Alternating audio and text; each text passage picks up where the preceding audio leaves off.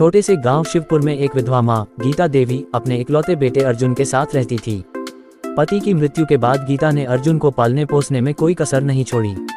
खेतों में काम कर, लोगों के कपड़े सिलकर और खुद भूखी रहकर भी उसने बेटे की पढ़ाई लिखाई में कमी नहीं आने दी।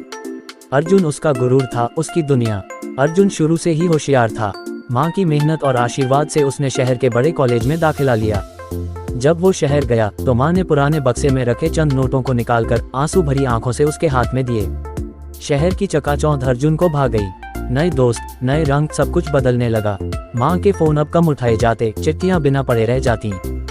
एक दिन गांव में खबर आई कि अर्जुन ने किसी पार्टी में झगड़ा किया और पुलिस के केस में फंस गया है। जब गीता शहर पहुंची, लाला उसे घर लाया। अर्जुन शर्मिंदा था, पर ममता की मूरत गीता ने उसे फिर एक मौका दिया। कुछ महीनों तक सब ठीक चला, लेकिन अर्जुन फिर उसी राह पर लौट आया। इस बार वह माँ के गहने तक बेच आया।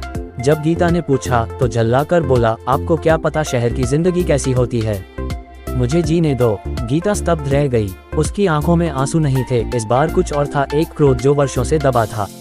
वह चुपचाप कमरे में गई, पूजा की थाली उठाई और अर्जुन के सामने आकर खड़ी हो गई।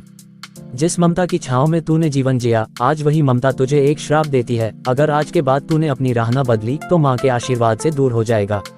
याद रख अर्जुन, माँ सिर्फ ममता की मूरत नहीं, समय आने पर दुर्गा भी बन सकती है। अर्जुन ने पहली बार माँ की आंखों में वह आग देखी। वह कांप गया। उसे एहसास हुआ कि उसने अपनी जड़ें ही काट दी थीं। अर्जुन ने गांव में रहकर खेती शुरू की, शहर की दुनिया छोड़ दी, माँ के साथ हर दिन बिताने लगा। धीरे धीरे उसने माँ की ममता और त्याग को समझा। गीता के चेहरे पर फिर मुस्कान लौट आए और अर्जुन को फिर से उसकी माँ का आंचल मिल गया, इस बार सच्चे सम्मान के साथ। सीख, माँ की ममता असीम होती है, पर अगर उसका विश्वास तोड़ा जाए तो वही ममता एक चेतावनी बनकर जीवन को बदल सकती है।